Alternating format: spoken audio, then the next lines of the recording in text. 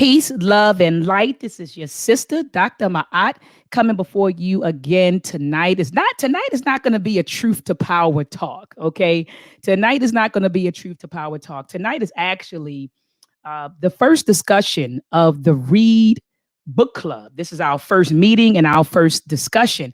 But before we get started with tonight's book club discussion, I want to dedicate this live show to our beloved brother, DMX, who just transitioned on Friday. And, he was one of my favorite rappers growing up. I'm an 80s baby. So in the 90s, I was a teenager. And DMX was one of my favorite rappers. I had his first album, It's Dark and Hell is Hot. His second album, Flesh of My Flesh, Blood of My Blood. His second album was really one of my favorites. But both of those two, to me, are the classics of DMX. And I just want to dedicate this show to that brother. Right now, the white media is attacking him. I mean, they're going all the way in, not just discussing the issues that he had, but they're talking about all of his foreclosures and his marital issues. And you know how white media is, they don't never, they don't let up, racism and white supremacy never lets up. Right. And so they're attacking this brother. And so let's continue to pump out positive media, for our brother, So anyway, guys, I'm going to stop on my rant and I'm going to go ahead and get tonight's book club started. I have with me in the building, Brother Sean and Brother Everett. Go ahead and introduce yourselves to the people. Go ahead, Brother Sean. Go ahead, brother. Oh, yes. My name is Sean Polador here in Louisiana, representing for the South. I always say the South got something to say, like Outkast said so eloquently. And I'm a public speaker, self-published author of 5 books, and also a professor of psychology. Beautiful. Brother Everett, go ahead and introduce yourself to the people, brother. You got to unmute your mic. Well, let me unmute you. Okay, there we go. All right. Everett Winchester, host the Real Truth and Power podcast and the Real Truth and Power Black Trivia Game Show, and also Division Secretary of the Baltimore UNIA, Barker Clark, named after Hannibal Barker, and great scholar John Henry Clark. Well, brothers, it's a pleasure to have you on the platform. I've connected with the two of you over the years, and we talked on social media back and forth. And I'm a huge fan of your work. I know you're a huge fan of my work, and so it's a pleasure to have you on the platform tonight. So tonight, family, we are talking about Birth of a White Nation. Birth of a White Nation, the invention of white people and its relevance today, by Dr. Jacqueline Battalora. I actually had Dr. Jacqueline Battalora on the Truth to Power Talk last year. I think it was around June or July-ish.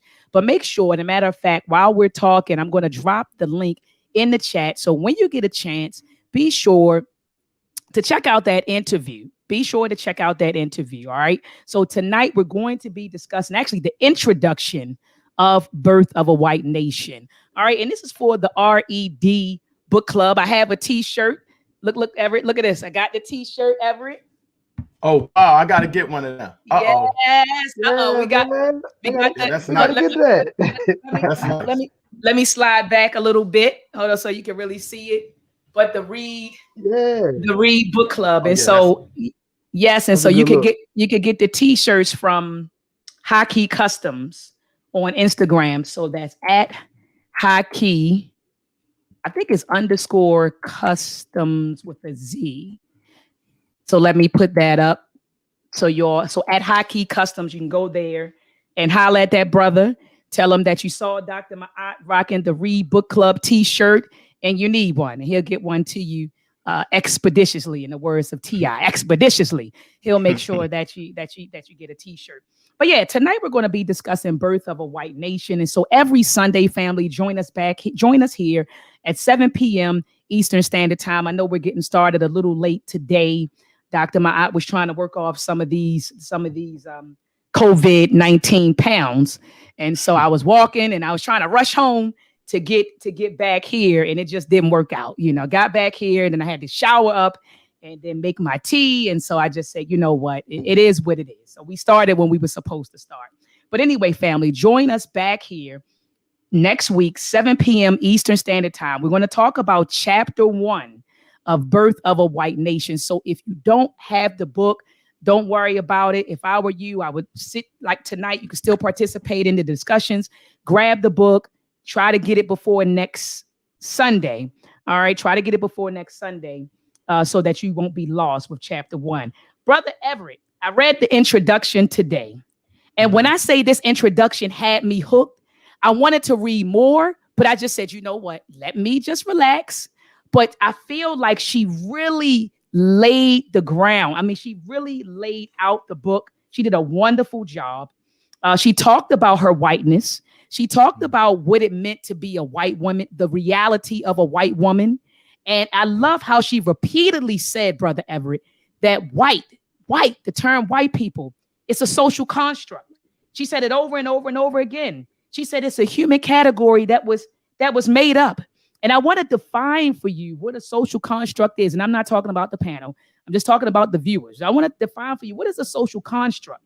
A social construct is something that exists not in objective reality, but as a result of human interaction. It exists because humans agree that it exists. So a lot of us had issues. Remember back in the day when the Moors used to come and tell you, well, the definition of black is a status, and we thought the Moors were just crazy. The Moors were 100% correct on that.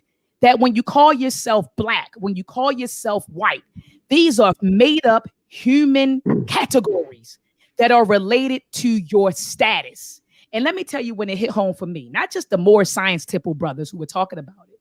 One of my mentors, her name is Dr. Cynthia Nevadon Morton, and she taught at Coppin State University in the Department of History for about 35 or 40 years.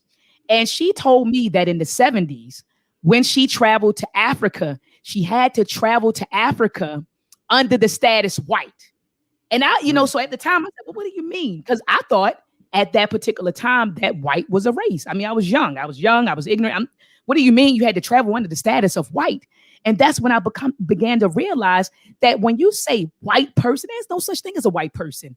There's no such thing as a black person, right? I mean, I'm talking about in this context because I have a brother who's going to come on and talk about how in Africa, there were times when we referred to ourselves as black people. But I'm talking about in this Euro-American context, right? When you say black, when you say white, these are human categories that are connected with a status. And I feel like she did that beautiful, Brother Everett, when she wrote her introduction. But what are your thoughts, Brother Everett, about the introduction? I thought the introduction was very powerful. It took me back to a book you had done by Dr. Claude Anderson, Powernomics, when she started talking about that. He broke that down a little bit.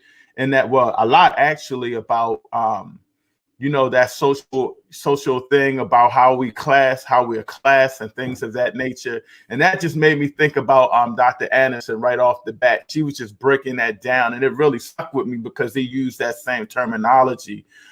She got into it a little deep and broke it down as in terms of how it affects us, how they looked at us, how it started.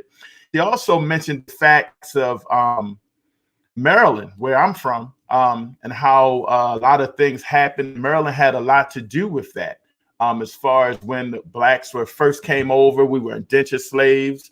We had the ability to buy our freedom, and we had the ability to, buy land and things of that nature, and how it changed. And she said she's going to get into it in the first, I think the first 1 or 2 chapters. So that really just got me, like you said. I didn't want to go too far into it. But that part alone just stuck with me. And I just thought about Powernomics and Dr. Anderson, how he was talking about it. That really stuck and hit home. Brother Sean, go ahead and add to the bill, brother. What were your thoughts about the introduction, brother?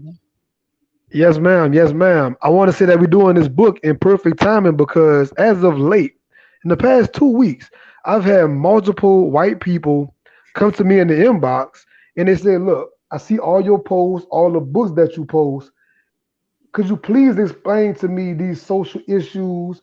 Explain to me, I'm from Wisconsin, for an example, one person, And racism is different up here versus down here in Louisiana. I don't understand this whole racism thing. Would you please explain this to me? And The Birth of White is a book that I always recommend our, white people, because she breaks so many things down in simple, plain terms. I think that Birth of White should be read by everybody across the board. And yes, I love whenever she's breaking down. A lot of people don't realize they were white slaves. They have a book called White Cargo. I read that book years ago, White Cargo. Teach. And they break down the white people that were slaves right alongside us. And like she said in the book, we worked together. We did planned escapes together. They actually had relationships together because I'm a slave, you a slave. There was no separation in that.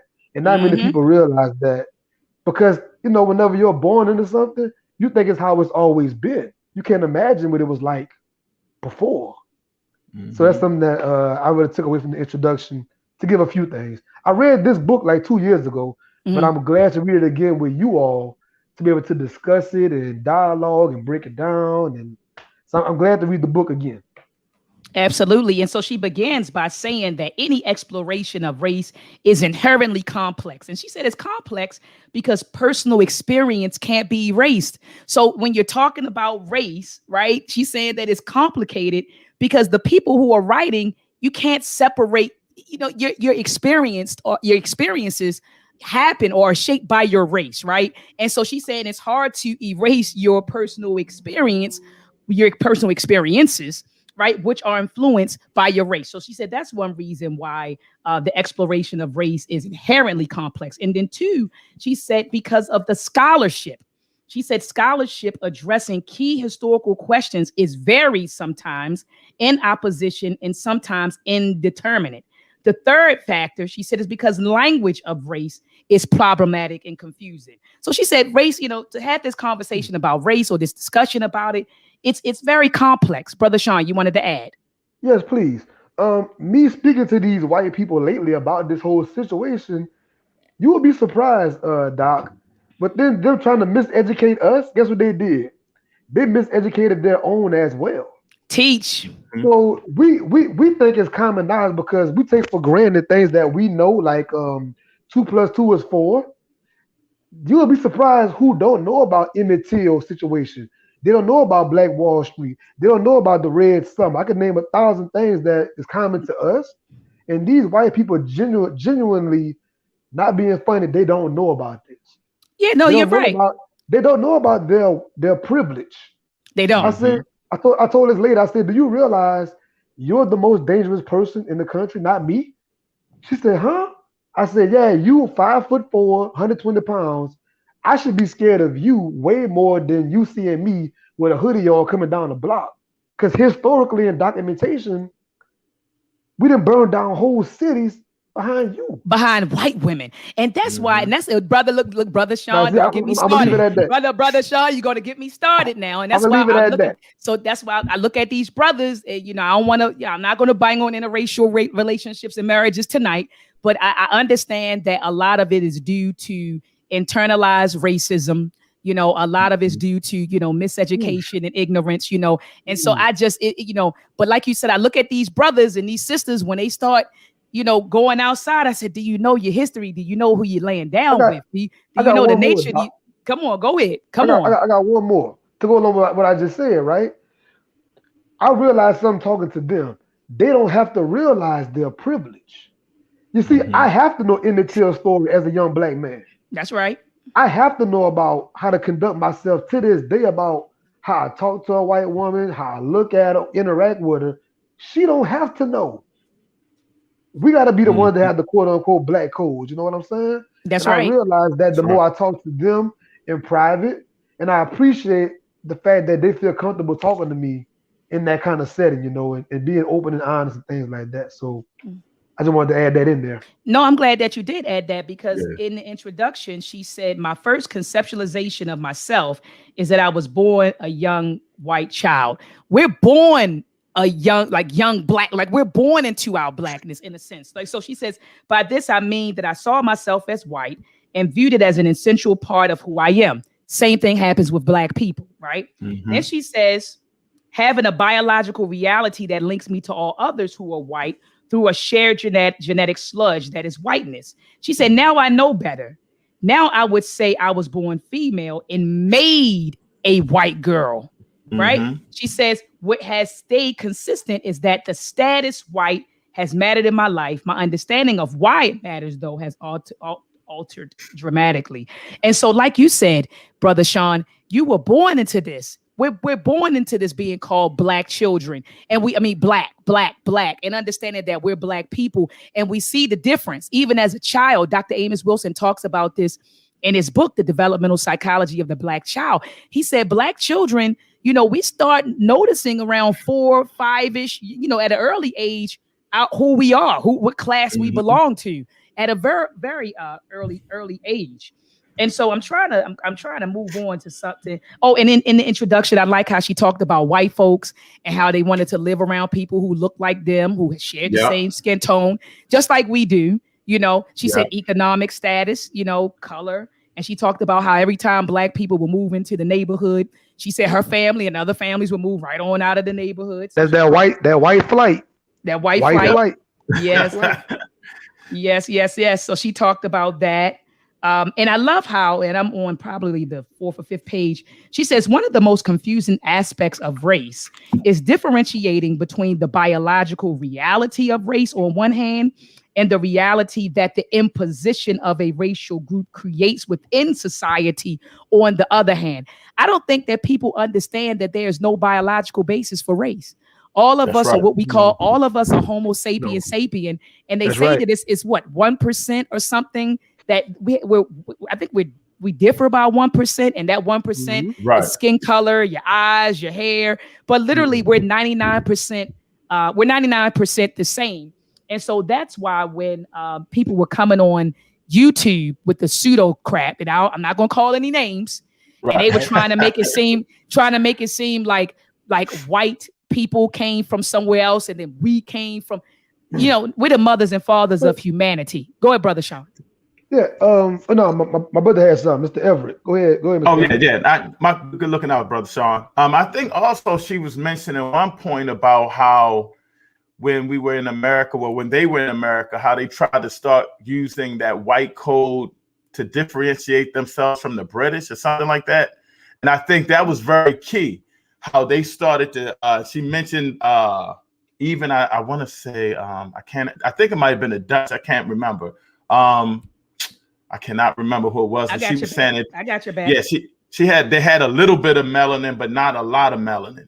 And she just started basically breaking it down, how we started grouping people in class. And another thing that really stuck out to me, and maybe you guys could elaborate on that, because I think it's happening now when we start talking about the census report, how that's very important, how she was mentioning how Mexicans will start classifying themselves as white. So she mentioned a little bit of points of that, which just made you want to I wish she would have elaborated, but she also mentioned what chapter she was going to go in. And I think that's very critical. She also mentioned a battle or uprising when it was slaves, whites, all of them uprising together. So she pretty much it seems to me that she's going to go into the breakdown of how that classification between white and blacks and everything started to happen. I thought that was very powerful. And brother, you talking about Bacon's Rebellion. That's what it was. The Bacon Rebellion, when the Black and white people got together and they rose up against the planet elite. And they said, she said, after that happened, they were like, wait a minute, we gotta do something to divide these folks, And so that's when, she talks about the invention of whiteness. Go ahead, Brother Sean. I think you wanted to get in there, brother. But no, it's all good. But back to what we were talking about as far as how do you self-identify. My friends and I talk about self-identification a lot, right? Because if you ever go into the actual the U.S. government classifications on how they identify these classes and ethnic groups, and whenever you read Supreme's book, When the World Was Black, you understand that we peopled the whole globe first, right? So with that being understood, when I read these government classifications, I can literally check off every single box on there. So for the past 4 or 5 years, when I apply for a job or I do a census or everything else, I mark everything on there but black. I qualify is all these other kids based on understanding that You're a little loud. There you go. we we Okay. we, pe- we people the whole globe first. So therefore, you can't put me in one little small box as far as my self identification, and that's scientifically proven. You know what I'm saying? Facts. Absolutely. That's it. Absolutely. Ashe. And so I was looking here I wanted to expound on what Brother Everett said. It talks, and it's, I think this is page, oh my gosh, probably like maybe the fifth or sixth page. She talks about that in chapter 4, where the Mexicans, after the Treaty of Guadalupe and the declaration of Mexicans as white. So she's gonna Right. break that down in chapter 4. But I was looking to find the part where she talks about how they began to form the invention of whiteness along with the British. And you're right, Brother Everett. It did start with like the British elite, and then Mm-hmm. different whites or different Europeans started coming over, and then they started, adding more people to this category, this human category called white. But like you said, prior to, I don't know if she said 1670, but she said, no one called themselves white. It was, I'm British, I'm Irish, Mm-hmm. I'm this, Yeah. I'm that, and It and was a like, particular locale. Hmm. absolutely. So I'm That sitting. also made me sorry to cut you off, Dr. Mott. No, That no, no, also no. made Go me ahead. think about culture, because as Africans, I'm sure we identified as a cultural people, how we lived, how we ate, how we moved, our spirituality. Um, and it seems that when they started to do that classification, it kind of eliminated a lot of our culture. If you look at the as I look at and read a lot of different books, you don't really hear about the white culture.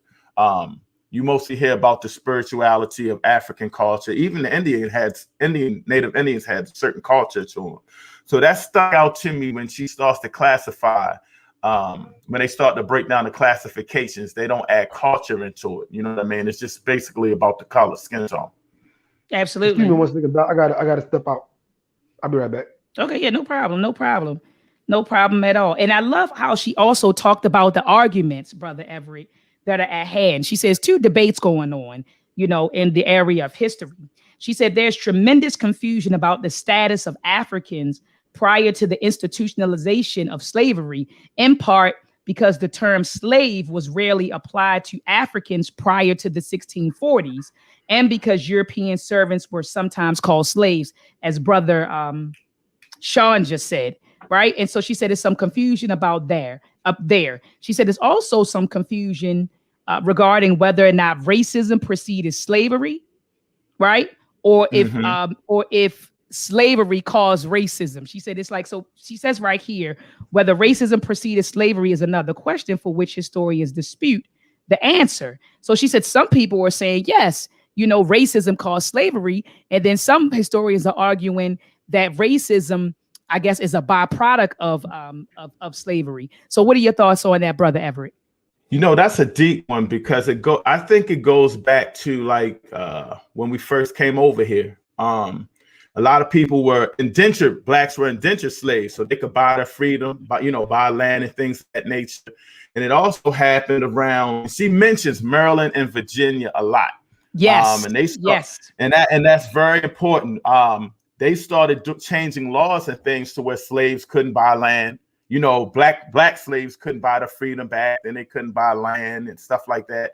And then it came to where they were permanently slaves. So I think a lot of that happens at that time. And I think that's critical. And I hope that, I haven't read that far into the book yet, but I hope that she really elaborates on that time period. I think that time period when black people could buy their freedom back and things of that nature, and then it changed to where they can't. I think that's when that racism and that type of harshness to our people started to happen around that time. And I around think that that's time. a critical part. I hope she elaborates in. Absolutely. And I love how she talks about the term race and how, Mm-hmm. and how it was derived. She says the term race is derived from a breeding line or stock of animals whose qualities are inheritable genetically. It says anthropologist Audrey Smedley explains that unlike other terms for classifying people, for example, nation, people, variety, kind, and so on. The term race places emphasis on innateness, on the inbreed, on the inbreed. I'm sorry, I'm looking on the inbreed of nature of whatever is being judged. And so we use these terms, Brother Everett, and don't even know what they mean, how they were derived. We don't even know the etymology of them. We just use them. Oh, race, race, race. And you don't even understand why the word was created. And you get what I'm saying? And so I love how she talked about that. And she says, I have found no reasonable, useful way out of the conundrum that uses terminology for so-called racial categories presents. She says, as an imperfect response, I raise the concern up front and at the conclusion of the book in an effort to fracture and destabilize the otherwise solidifying efforts of such language use. So she's getting into how, I love how she's talking about this category impacts white people, but how it I think she said humanizes them and then dehumanizes us. Something to that effect. Yeah, exactly. Yeah, something to that effect. Go ahead, Brother Everett. No, I was going to say you're exactly right. I'm not exactly sure how she worded it, but she pretty much said that. What's really alarming to me when she said she mentioned, just piggybacking off of that, how race made her start taking up law. I think that's one of the reasons why she took up law was because of the injustices that she found out that because of race, which really stuck with me. And she was kind of mentioning how the laws are racist in a lot of ways, but not saying it. So yes, that's very important what you said, the classification of race, where it came from. I hate to piggyback on that book is one of my most powerful, Dr. Claude Anderson, Powernomics, when he was like, race is just like a track meet, it's like you racing for economic, political power, and so how she's breaking it down and how we being grouped is very important. And I can't wait for chapters 1 and 2 to get into it further. No, I'm so glad, Brother Everett, that you mentioned that when she talked about, like you said, law and how law, she says on the, I think on the 10th page, she says in chapter 2, law as a labeling institution is explored. She says the series of laws that asserted and imposed the human category of race. So they couldn't have done this without invoking the law. So she said the law was used as a labeled institution. The series of laws that asserted and imposed the human category white and its ideological underpinnings in the decades following the Bacon's Rebellion worked to discipline communities by transforming relationships among laborers and imposing a hierarchy that had not previously existed. So the law was also used to create this human category, white, and so again, I'm looking forward, Brother Everett, to just getting into this book. Yeah, I don't have anything left to say. I think that we kind of, we gave them the entire introduction, Brother Everett. So let's hold them up. Family, put your book in your ear, Brother Everett. Family, we are going to be discussing every Sunday at 7 p.m. Eastern Standard Time, Birth of a White Nation, The Invention of White People and Its Relevance Today by Jacqueline Battalora. So if you don't have this book, family, get this book. It is a short read, by the way. It's not one of those thick books. It's a short read. I think it's like 115 pages, something like that. And so if you don't have the book, be sure to head on over. Get the book. Also, if you're interested in joining the R.E.A.D Book Club, hit your sister up on Facebook.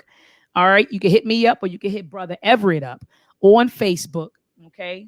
So hit me up on Facebook. Say, Dr. Maat, please add me to the book club. I'll put you in our Facebook book club chat, our Facebook book club chat. And so that you can be, so that you can be active as a book club member. Okay. And also head on over to Hockey Customs on Instagram and grab your R.E.A.D Book Club t-shirt. I'm gonna try to scoot back so you can see it again. You put that in the chat, Dr. Maat? Yes, I put it in the chat earlier, but I'll put it on the screen again. You can go to Hockey Customs. And I hope that I'm spelling it right. He probably say, what you doing? You ain't spell my stuff right. Hold on. Yes, Hockey Customs. All right, so that's the t-shirt. Yep, the R.E.A.D Book Club family, the R.E.A.D Book Club. Regain, elevate, aspire, determine, the R.E.A.D Book Club. So join us back here next week as we discuss. We're going to discuss chapter 1, the creation White People, the Creation. So the Creation of White People, chapter 1, will be back here next week at 7 p.m.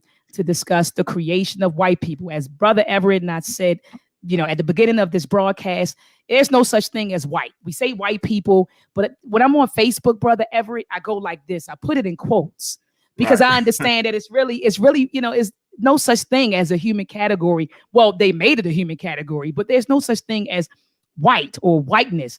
This was a human category that was invented, and it was invented for a purpose. It was invented for a reason. And you all are going to learn the reason or reasons while reading Birth of a White Nation. And she's going to also get into how this creation or this invention of whiteness has impacted the lives of people who are non-white. And so, I mean, I'm telling you, when she came on the show, Brother Everett, and she's like, yeah, before 1640, nobody referred to themselves as white. People were British, they were Irish, they were Dutch, they were Portuguese. And it was a beautiful discussion. So that's another thing, family. If you did not watch the interview that I had with Dr. Jacqueline Battalora, who was the author of Birth of a White Nation, go back and you could do a quick search on YouTube, Dr. Battalora. It'll pop up. It was a really short interview, maybe 45, 50 minutes, but it was a very powerful interview. And she talked about her book and all of the information contained in it. Brother Everett, do you have any closing words, brother? No, it was great. Just, I didn't even know you interviewed her, so I got to check that out myself. I must have missed that one. So yeah, the introduction just was very powerful, and I'm just very excited. Hopefully everybody can get the book and tune in. Absolutely. I see brother Sean came back. We're getting ready to close up, Brother Sean. Do you have any last words for the listening audience? My last words would be, I can't wait until next Sunday. I cannot wait until going through this whole adventure with you all and learning more from Brother Everett and yourself and anybody else, a part of the family. Thank y'all very much. Peace. Peace. I want to say peace to I see Shaka Ra King is in the building, Infinite Minds. Baba Kwame, New Black World Order, one of the best moderators on YouTube. Pierre Black is in the building. I saw that my mother Anna's here. John Tay, I'm glad that you were able to join us, brother. I know you and I were conversing on Facebook, and I think you said you have read the book a while ago, but you were willing to read it again. Brother Harold Hamilton, thank you for joining us. Sister Tiffany Alpha Dale King, thank you for joining us. My young warrior, Jeremiah Africa is in the building. Brother, thank you for supporting and joining. IPDH, thank you so much. It says Congo, James Powell is in the building. KC is in the building. And another moderator, Sister Anusha, is in the building. My big bro, JT Coin Rings, is in the building. He was one of the brothers who, remember when we were doing Blueprint for Black Power? Mm-hmm. Brother JT, brother JT Coin Rings, Brother Tuolo. He's Brother Tuolo who was participating in the chat. So peace to you, brother. Peace to Shango 67. Peace to you, Brother Sean P. I see you in the building. Omega Sun Spot, peace to you. I like to be more fast 26, peace to you. And my mother said, look at this. Oh, I love my mommy. She said, very informative. Thank you, Mama. Thank you, Mama. And Sister Tracy Johnson from Indiana is in the building. So family, join us back here. Same time, 7 p.m. Eastern Standard Time. Next week, your sister will be on time. She is going to be on time next week. So join us back here, 7 p.m. Eastern Standard Time, to talk about Chapter 1 of Birth of a White Nation by Jacqueline Battalora. In the meantime, grab your book, family. And please, when you grab the book, go to see if a black independent bookstore has it before you run to Amazon and give, what's his name? Jeff Bezos. Is that Jeff Bezos? That's it. But before you give him some money, go to your local bookstore. See if they have it, your local black independent bookstore. See if they have it first. And if they don't have it, then you got to do what you got to do, right? And also be sure to watch the interview that I had with Dr. Jacqueline Battalora. All right, family, we'll see you next week. Peace, love, and light.